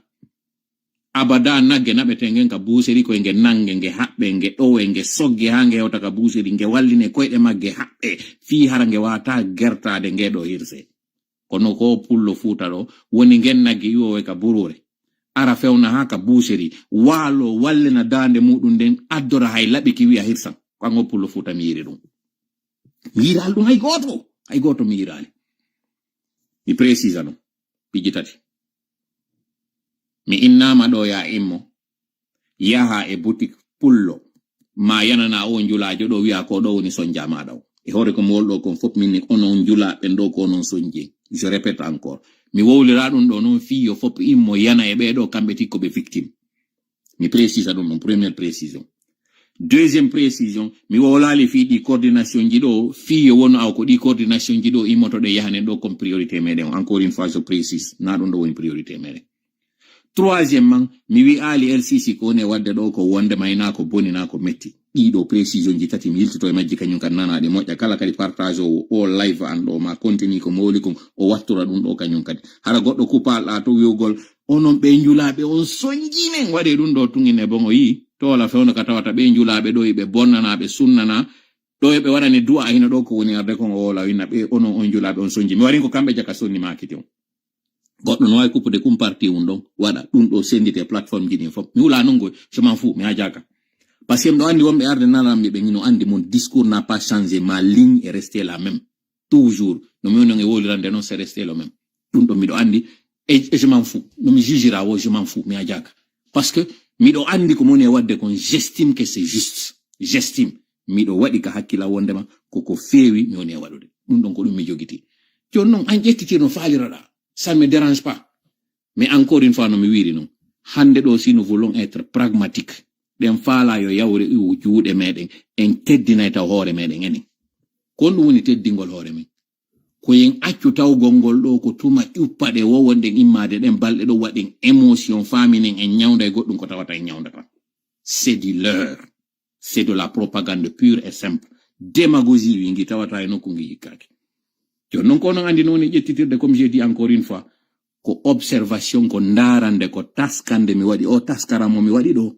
joɗiti onon tigi ndaariron yiitere ɓernde ko ko mi woodi ɗo ko ndaaron ko ko toola woodi ɗo ene si hande ɗo min immike mi yehi min ɗaɓɓiti LCC min ɗaɓɓiti chèque afam mi ɗaɓɓiti la liste est longue min hendike ɓeɗo fof mi waɗi ɓe untu min ñaami ɗum ɗo itti wondema ko CNRD woni fewjude hoore amen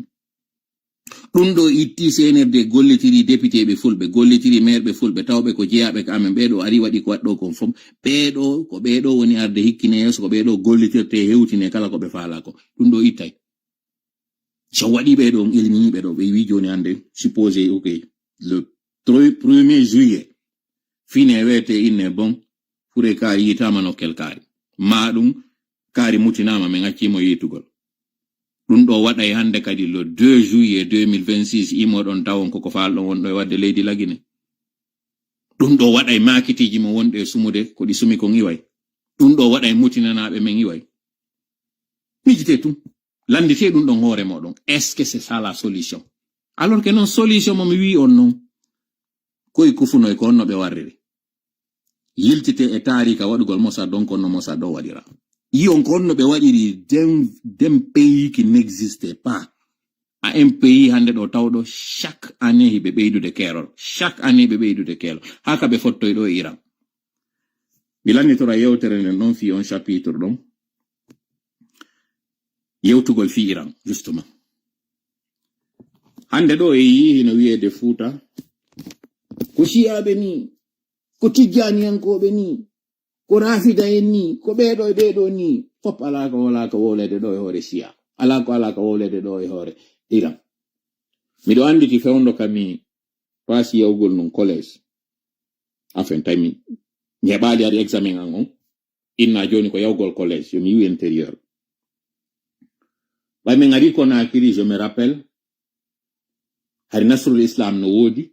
comme étant l'école mo tawata ko on ɗon kala faalaɗo yaade waɗa franco arabe Nasrul Islam Mahad Bessia no existe mais juste Bellevue ɗon siɗa sutade rond-point on binde kaji ɗin à gauche yeeso héliport on ɗon kun ɗuma on kun hélicoptère on kun zone ka jouete ɗon binde village ɗin ɗon en face ka ɓe yeeyoɓe o meuble ji ka woni ɗon pallon no hoore ɗon tawi iranien ɓe no waɗɗo l'école kamɓe ka jangete je me rappelle baben an e nder ko ɓe landotolan kon ko honto mi tanƴini mi wawa yaade mi windo yo mi yetta fiyol l'école ɗo wondema ɓen ɗon kadi ɓe foori ɓe jannude tawi j'étais intéressé argol naata janga on l'école ɗon jentitede ko taarika moni e waɗande ɗo taarika tawɗo noon kañum kadi mi yeeti kon koye hoore an waɗi min je quitte l'intérieur mi ala examen d'entrée en 7e année parce que mi waɗali examen nombre yonafi yo ine présenté te fe waɗugol examen je dois maintenant m'installer dans une école publique on mahata mi wata yaade ɗon parce que mi jogaki examen d'entrée il fallait une école privée o école privée ɗo tawi hande kadi ya 2 Nasrul Islam kañum e o l'école tawɗon ɗo ko école wonɗo binde ɗon ka ɗuma ɗon Bellevue nden ɗon min tawi ɗo intéressé on l'école ɗon yawgol janga e on ɗon Allah walli baabe en no yewdude oɓe ɓenni ɓen ɗon noon ko shiyaɓe goy noon ko daññande mi acci nande on mo shiya mi landi kawre on kono woni shiya ɓen ɗon noon sifi ɓeɗo ko ɓe watta ɗum ɗo mi anditi noon fewndo kamɓe wonno Saudi ka wonɗon yiide hande ɗo fulɓe ɓen no ina Fuuta pon harino ɗon on pon ko pon janɗejo iranien ɓe arno waɗi ko fettata e on pon ɗon o fetti kono bonali moƴƴa fetti ɓe nanga mi anditi kam onno payi ko mi wi'a ɓeɗo ko iranien ɓe wanno ɗum direct mi andi mi nenno mi fala kaw l'école on lekkol ɗon ɓay tun jaka ko iranien ɓe jeyi on lekkol ɗon mi anditi non kam mi wonno pay ko mi yi no yaltine ka télé ɓen arnoɓe waɗi ngin powwi janɗe verwi no ngari ko ɗon ngari fulɓe ɓen fop arayno fotta si juma juulama ko ɗon fop hari kala ka iwrunoɗa e nder Saudi on ari a juuli Makka hari fulɓe ɓen ko ɗon ɓe arayno ɓe fotta no wonɗo yiide hande ɗo ni no wiye Fuuta ko ɗon ɓe arayno ɓe fotta. Je me rappelle gamin que j'étais e Allah no waɗata non on juma mo tawata on fulɓe arano e makko e on pon ɗon tawi ko e on nden ñalande ɗon on pon fettata nden ñande tawi pullo gooto ala ɗon ko Allah watta kon pullo daɗi gooto hawraka e mo yimɓe barmi yimɓe maayi yahi ɗaɓɓi ton tappo Google dans les années 80 terle mi siki 88 9 ɗum waɗi 9 nam fawi terle non mi yi ka télé inna ko ɓeeɗo iranien ɓe waɗi ɗum donc ko ɗum ɗo hanno mi naata e mum fewsina ɗum hande ɗo harayno min kadi ko gasa ko iran mi yahayno mi jangoya ko ɗum woni yiltitade o histoire ɗo ko parce que hande ɗo sa ndaari ɓe wonɓe wiide ɗo ko ahlu sunna e jamaa ɓe tawata ko e maɓɓe mi dambi ko e maɓɓe mi jeya ko mi sunna yankejo wonande ɓen ɓe tawata andani ko mi sunna na mi suuɗo o few ko mi sunna kono on aqida sunna mo mi jogi hande ɗo ɓe wonɓe yaltude ɗo wiyana no sunnude hande ɗo gayni sunnude en e ndi leydi ɗo parce que on ƴetti idéologie wonɓe ƴettude loowa ko loowi wo e yimɓe muɗum fiyoɓe wawa joƴƴinde dynastie royal on iwi hande kadi e laawol julɗo dolnuɗo mo nelaɗo sallallahu alaihi wasallam maaki on al muslimul qawiyu khayrun e ahabbu ila llahi min al muslimi daif ahabbu ahsanu atyabu khayrun inda allahi ka Allah idi o julɗo fofo nduttujo ɗo ko nelaɗo sallallahu alaihi wasallam yetima ɗum ɗo jon noon siɗa jogi awa a tawa an imam ali a tawda e makko ko ne wadde kon a jogi ko nelaɗo woni nelaɗo maɗa on khatamul anbiya wal mursalin oɗo wima julɗo dolnuɗo on hino ɓuri moƴƴude no ɓuri yiɗede ka Allah idi o julɗo fofo ndutturi ɗo o fakata ɗo fus subo min non gidi hande ɗo je me dissocie et vous et je le dis solennellement onon ɗo fop wonɓe ƴettude ɗo ba'o e muɗum juutina kupa ɗo tuubo e muɗum nanga waɗugol e koye amen ɗo wondema laamu no ngoy wayi wo koye ngo ɗofte ko non tigi men adoto dartade comme j'ai dit gibi hande ɗo onon ɗo je me dissocie de vous je ne me reconnais pas en vous onon tawɓe ɓen ɗo hande o yalti e aqida on sunniti laawol gongol tawata n'a rien à voir avec le pragmatisme je me reconnais pas en vous few e yiiɗo iran ko darti ko min na ɗo non ko miranien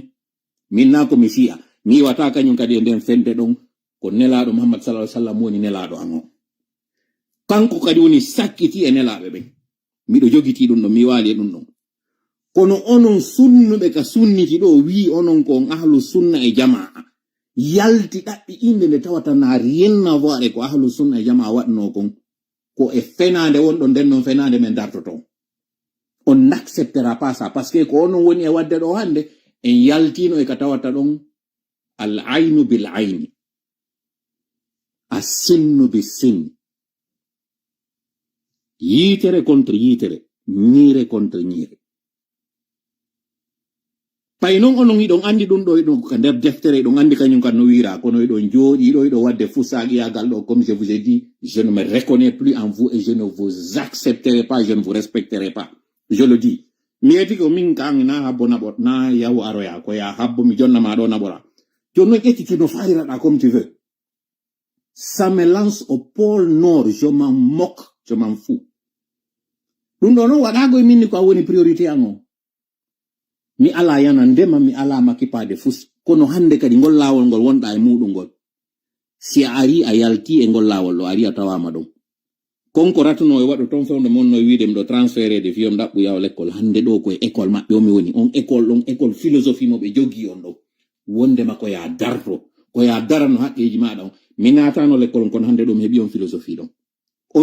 ɗon mi épousimo mi landike en fop kadi on épouse on philosophie ɗon anden Allah tippinta malaika ka kammu ara dartano en ɗo ça ne se fera pas libérien jo arata wallito en malien jo arata wallito en burkina be jo arata wallito en goto iwataka leydi muɗum ara wallito en e hoore meɗen ko tuma immiɗen non dartani ɗen hoore meɗen si hande kadi noon yoɓɓodiramo kala ka woni ɗon immo ara waɗana en hande kadi gueɗe wallidiren sa faami ɗum ɗo musidɗo alhamdulillah rabbil alamin sa fama ɗum ɗo fahin alhamdulillah rabbil alamin par ce que min ka mi faami ɗo miɗo e ngol lawol ɗo hande kadi non comme j'ai dit advienne que pourra e yaltoy ka yaltoy wo je m'en fous yo non ko on woni e yaltoyde comme je vous ai dit fi affaire o Rafiu so on ɗo ka tawata live on heɓi ɗo 1h28 minutes Rafiu so fe on ɗo waɗi ko waɗi kon hadi miɗo gollude ka aéroport comme superviseur ko moni wolde ɗo kon non allez faites vos recherches si tawi on wawai retrouvude métro de Montréal ko ɓeynata kon le métro journal on ni taw kon ko kon gratuit mi daari yonde no mi taɓɓitira ɗo si tawi mi wawa yiide article ji makko ko waɗayno o wawa yiide on article waɗaɗo par rapport e ngal otowal ngal o yehi o acci aux alentours de l'aéroport d'Orval ka o acci ɗon mi hari comme superviseur on tuma aéroport on ɗon ko fewndo kadi expansion aéroport de Montréal o wonno wadde o Pierre Elliott Trudeau mo on ɗon yiide hande ɗo chantier expansion makko on fi o janɗini o heɓa o forme mo wonɗon yiide hande ɗo hari aéroport on jandirani station namji makko ɗi mo mari ko ɓeynata kon P3 P4 P5 et P7 ko parking numéro 7 ɓurɗo e woɗɗitade on tuma ɗiyawno noon ha P9 P10 ari ɗuuɗi ha kono hari ɗin parking ji ko golloɓe ɓen ka aéroport garayno ton si tawi a gollay ka aéroport si a ari ko ya garoto al maɗa on P7 navette on ƴettama addama ka aéroport golla ko gollata kon ƴettoya on navette ɗon o nattama ƴettangal otowal ma gratuitement a yoɓata ƴettangal otowal ma hota hari ko non golloɓe woni min non amma qualité superviseur wonɗo e superviseur de ɗum ɗon on fop miɗo jogino otowal mi waɗay no tourné e ɗiɗo fop mi ara ɗi fop e mum mi jinda ɓay noon o waɗi kanko ko wi'a ɗo kon o waɗi ngal otowal ɗo yeeyu abandonigal e on nokkure ka yawno abandonigal ɗon comme je vous ai dit j'étais le superviseur chargé kala ka mi ari mi tawi otowal vitre mum no tippi ko min noddata GRC on gendarmerie royale wonɓe gérude ɓen sécurité aéroport on ko min inataɓe otowal no gaari ɗo vitre maggal no tippi ɓe ara ɓe waɗa rapport d'infraction ɓe naada kaydinkum ka nder otowal toon ɓe wallina noon ti ɓe na gaari otowal maɗa ngal acci vitre on no tippi ko risque yo goɗɗo ar wujjangal si mi ari mi yi otowal no gaari ngal tawata garande maggal on ko suspect ko min noddata ɓe wi'a ɓe otowal no abandona a tel endroit ngal tawata ngal woni ɗo balɗe tel goɗɗo arali yi a ko on ɗum gaari ngal ɗo ça c'était mon rôle momi waɗatadi entre autres fewndo kam monno superviseur comme je vous ai dit yiltite yam ɗaɓɓi toon ɗin article ji ɗo kanko non en tant que tel Rafiu Guinée min kadi Guinée on était on tuma terle wano 4 Guinée wonnoɓe gollude on aéroport donc je vais taire le nom de certains d'entre eux on tawnoɗo eno gollude on aéroport qui était d'ailleurs mon supérieur ɓay ko waɗi ɗon ko waɗi ngal otowal o ari o abandoni ngal ɗon ko moyen ji ɗiɗi o marno o tati ko marno no hawtiro ka aéroport o embarko premier moyen on o ƴetti navette on navette mo tawata min en ma qualité de superviseur j'étais supposé andugol otowal si garama dans les alentours goɗɗo ari naati ka navette on natata ɗon e nder ɗin stationnement ji ƴetti goɗɗo gratuitement naɓimo ka aéroport je suis supposé savoir circulation on navette ɗon parce que je suis le superviseur des stationnements encore une fois no mi wiri on non yaye noon tappon ko moni e wiide on ɗo expansion aéroport on fewndo tawno no gollede ka tawata noon sabu chantier on ko woni nder ton komi obligé ɓurtugol circulugol kañum kadi dirige yimɓe ɓe miɗo marno équipe ɓe mi wonno e surveille de on tuma yeetoɓe ko honno ɓe canalisirta si hewti roche ka inete avion je ɗen fewndo ka e tippoto ɗon ka ɗuɗata ɗon embouteillage ara waɗay hara embouteillage congestion waɗali donc kala mouvement doit ɗo waɗede entre après midi on parce que shift an on hari c'était ka avion je ɗen ka ɓurta wonde ɗon entre 15h et 23h hari ko ɗon mi wonno golle ande donc j'étais l'un des employés les plus occupés premier moyen makko ko e taw o ƴetti goɗɗo e navette ɗiɗi deuxième moyen makko ko e taw min en ma qualité de superviseur wonɗo e jindidude otowal muɗum ngal ton mi wawi ƴawodirde o mi yi o hino pooɗa o valise makko ma no jinda nder ton Dans sa recherche, que je suis supposé donc je devais être l'un des témoins ou l'une des personnes l'endetté fimodo. Et bien, andi finon ko Guinéen comme Guinéen. Troisièmement, je suis dans le trouble ou je vais prendre un avion. Mido addude otoangal garangal noko arfotte nokke kari yettalang adda tippinalanka damal aéroport. Courte durée. Katawata si ari a hewti ko ya garo do yer tippingol goddo feƴƴa o aéroport Montréal mon don yide do na o forme mo jogi hande do jogi no on tuma si ko dum don kanyum kadi on tigi wadi on suppose que puisque je suis guinéen o do ko guinéen donc je fais partie de ces personnes tawobe ben ko e do adete humpondirede mul lande ko non do woni sino wodi ko mi andi fimo kono porto nano golleta porto jong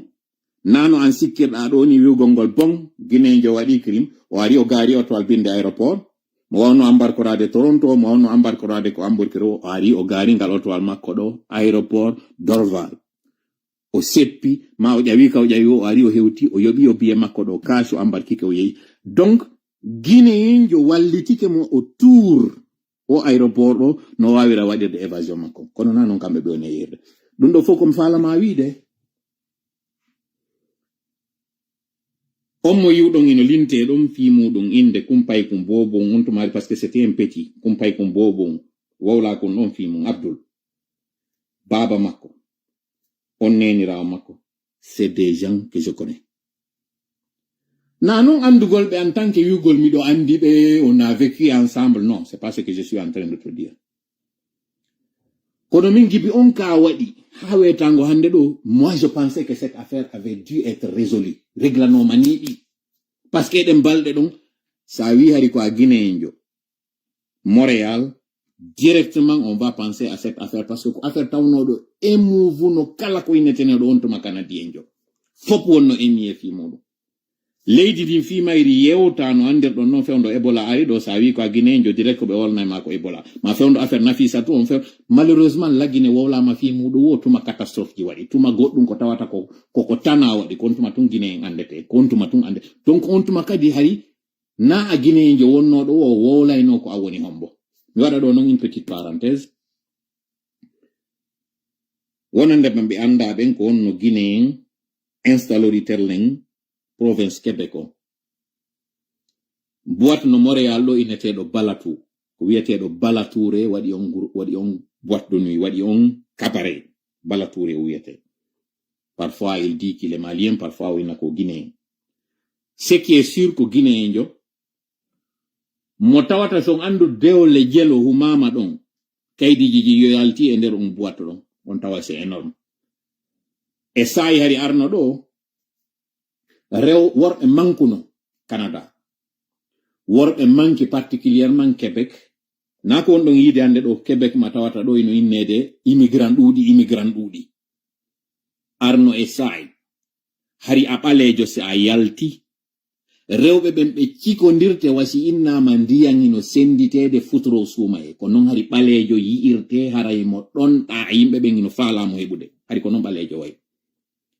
arno noon e sayi tawi o guinéjo ɗo kañum kadi mo ɗaɓɓirede wasi innama pétrole no ɗaɓɓede fewndo examen ko noon hari o guinéjo ɗo ɗaɓɓirte noon hari ko noon guinéjo on hittiri donc ono wonɓe landade hoore moɗon ɗo ko honno tawiri ko wonɗo États-Unis e wonɗo Canada ɗo yehi hata e ɓeɗo ko yewte fi affaire dewgal arno e sayi hari mixité on guinéjo on hari no ɗaɓɓire hino hitti fi muɗum no woniri noon gorko taw no hitti particulièrement au guinéjo ɗo hari kanko kadi il avait une très bonne cote hari mo hitti hari ko an suɓoto ko ha honto wata yaade kattuɗi maɗa nin ko ha honto wata yaade limite ji maɗa ɗin ils avaient une très bonne réputation alhamdulillah malheureusement piji ɗin change ko on ɗum change ɗin lay fo mi ala natude muɗum ka jutata ɗo komi falama to wiide encore une fois no mi wiri noon si gibi 2007 ha hetango hande ɗo o affaire wawaka réglede no mi innirma noon kami wayritino nande fi o kano yewte dans une plateforme wiyeteɗo DSP débat sans passion ka goɗɗo aroyno ɗon ɓari ndi ndin mbura do wowli haala kan kadi wallintina c'était en 2016 ou 2014 terlen ɗon on ka way wasi memmintinto yimɓe RPG ɓen on tuma wawno wasi memmintina yonka ka on o yewta ɗon balɗe seeɗa o wallintina fima ko wolitaga dibi 2015 ou 2016 terlen non on ka yewta fi muɗum terlen non 15-16 jonno mijiti gibbi 2015-16 ko waɗno 2007 tawa kadi ko 10 ans après ɗum ɗo kadi memmintine pose toi la question kon ɗo waɗi ɗum mi jonnama no réponse o CNRD tanti waɗugol extradition kunduno Ibrahima Diallo wontirɓe benterlen Belgique ɗo ɓe wawali par ce que ɓe waɗi tentative maɓɓe on ɓe profitu ka ɓe nangi goɗɗo tawɗo no bonni Belgique no dogi yehi suuɗoyi dans un pays étranger o nanga lagine wi gollitiray oɗo ko nanga kon fiwawgol ɗanningol seku kunduno en lando extradition maɓɓe sibu moƴƴa ko mom ma wolande kon gouvernement belgium e union européenne on ko jaabi CNRD ɓeɗo ko ari ɓe landi ballal fattik amen ɗo mi wataɓe jonnude on fof o yi article on ɗo par ce que mi sikki se kunduno e yewti fimu FNDC kañum kadi woli fimuɗo joni noon ɓe tantude Amérique du Nord ɓe tantude particulièrement Canada parce que on leur a dit que tolayno Canada joni noon qu'est-ce qu'il faut faire? Il faut faire d'une pierre trois coups jentito moƴƴa ko ma wolde ko na exagération mone wadde koy jentito moƴƴa ya so yi o affaire mi jaɓari commentude mo j'attendais son évolution j'attendais le moment venu piji ɗin fof mi yedi kon j'évolue avec un canevas mi hawja CNRD wonɓe ɓaawo ndu muradu ɗo memmintinɓe fi mayru waɗi jurolngol ɗiggini moƴƴa haatay hewtay ɗo ko CNRD parce que CNRD no woodi ko huuli ko non CNRD faala traité d'extradition ala entre Canada et la Guinée yama pas si Guinée jo bonni Canada hara ko Guinée o waɗi nden bonnere makko ari o fattike Canada la Guinée wawata wadde kaydi wi'a jonnite men kaari addongi mo waɗi bonnere kaari Canada wi'a mi waɗata joni noon hiɓe profitude ndu muradu ɗo no minniron noon d'une pierre 2 ou 3 coups premier coup on ɓe profitata o ɓe régla ka politicien jo mo tawata ɓe faala à travers ko ɓe waɗi ɗo kon ANAD RPG Arc-en-Ciel ko ɓeɗo woni dartade CNRD ɓe adi taw ɓe salani agrément ɗi partiji ɗo don parti makko on kanko kono immi o darti o ini menen o wata men fankinirde ni tum gasata kon ko ɓe waɗi ɗon ko illégal mi waɗa démarche ji ha min hetta partiji amen ɗi kono puisque ɓe faalamo fankinde ɓe faala warin gollitirde mo o jaɓali seedude o yaha e marchandise maɓɓe on o yahali e ko ɓe faala kon tawgol ngol il va être mis au pas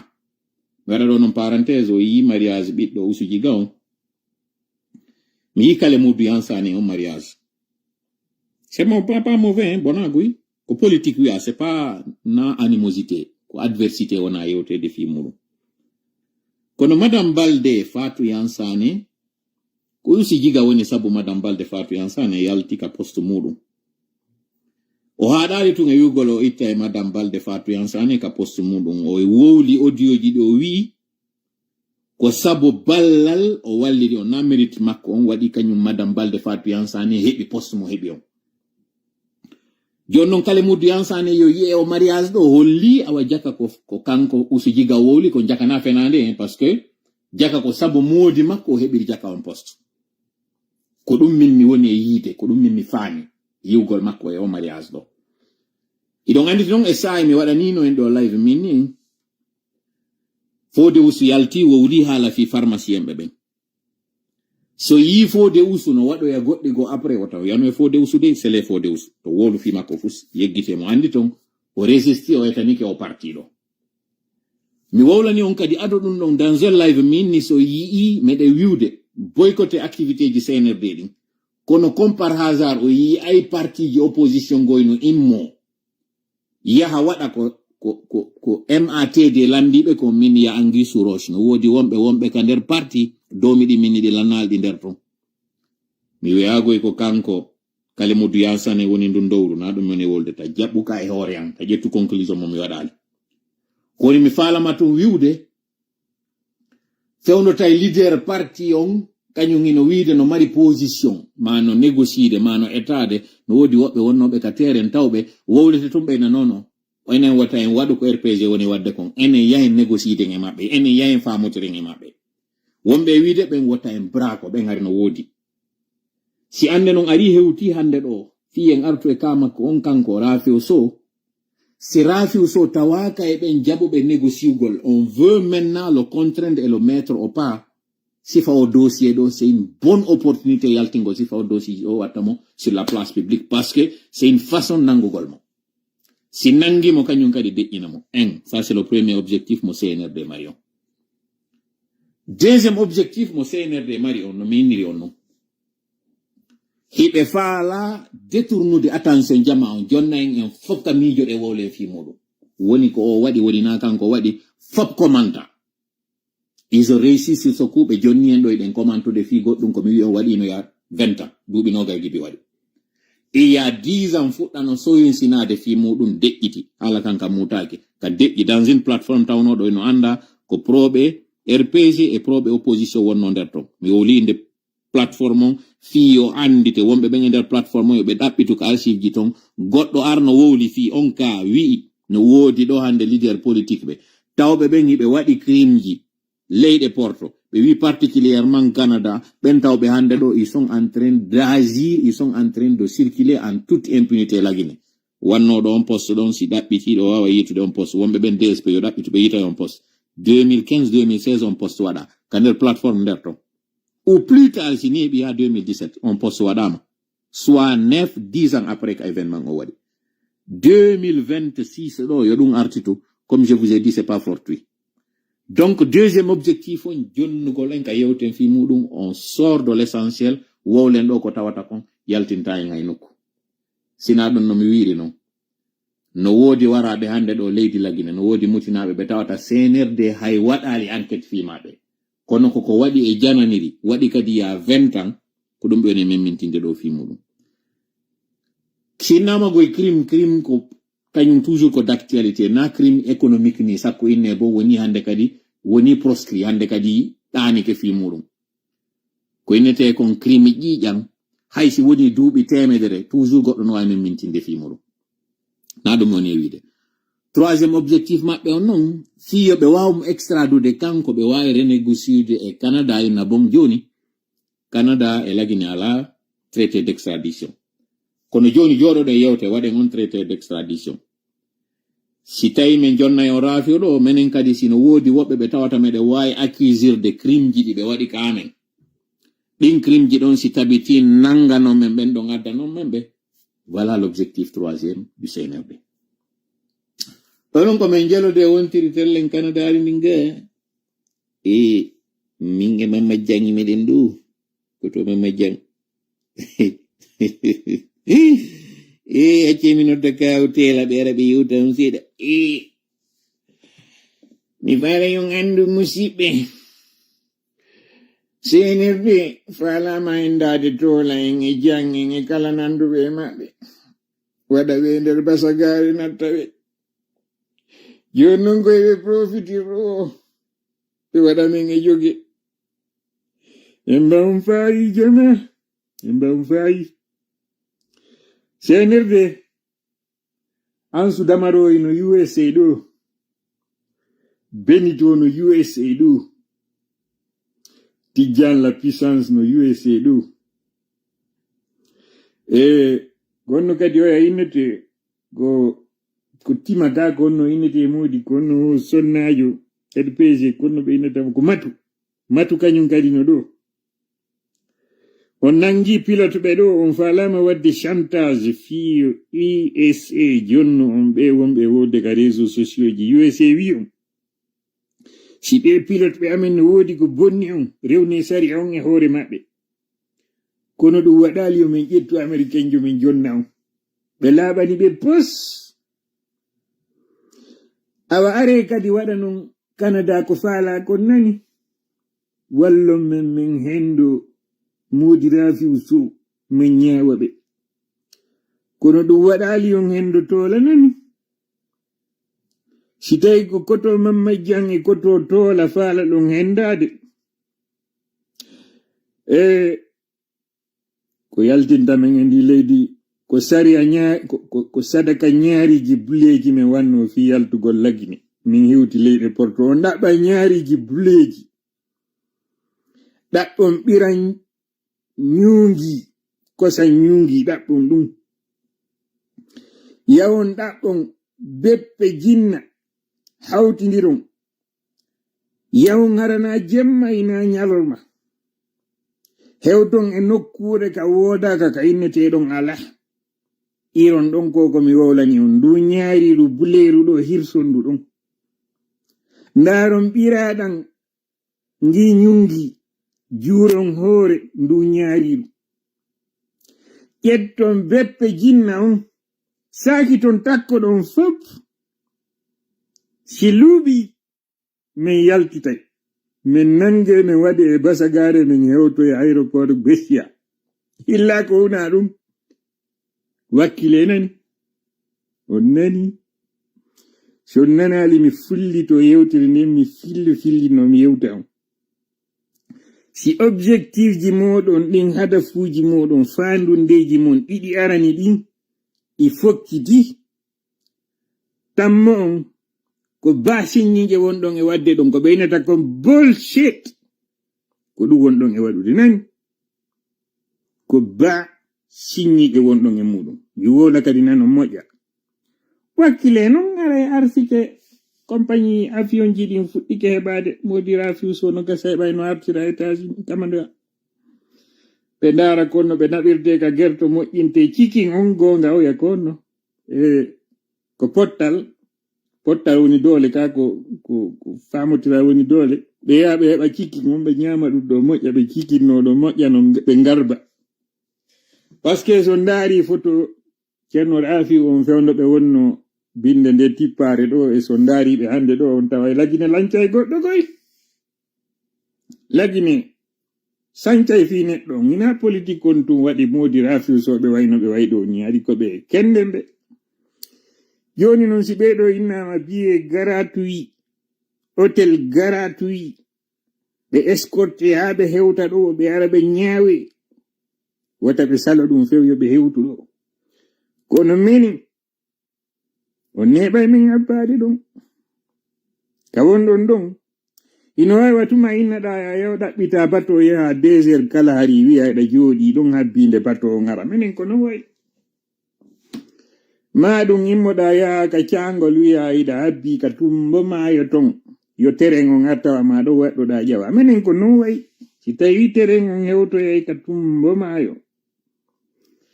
bato on ara ka tumbo 2 heures aray ceerno Mamad Diang e ko totola hewti nani illa ko wona ɗum aray ko saɗi mon ko tooli on weltanama nani aray ko ɗum ɗo woduno kami falano arde senduda e moɗo musidɓe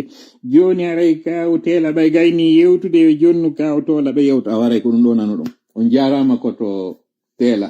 nde yewtere mon ɗo nde labama haɗi ko mamen adda on ɓe nana yewtere moɗon nde wolon ko ɗum ko mamen yewta seeɗa par ce que jama wonde sikkay wonde ma meɗen ɗani min ɗanaki min munni awa gasi on jarama koto tela joni haray kon ɗum marɗon ko yetton jama on ɗo e seede komi mari komi yetoto jama on naaɗi ɗi natati nde jonde meɗen ɗo onon koto tola meɗe weltani on sabu iɗon arde ɗo itton mi wula moƴƴa min na itto wula mi faala yewte kon ɗum faalɗo on habbotogo e koto tola ka on faala min noddu kawo tele kadi watten ɗo wonen en tato kawo tele e koto tola e koto tela ɗi telaji ɗuuɗi ko joni wattete haqiqa ɗo en faytodira e yewte ko faalɗon ko jama on waɗo niɗɗi woɓɓe yaha golle janggo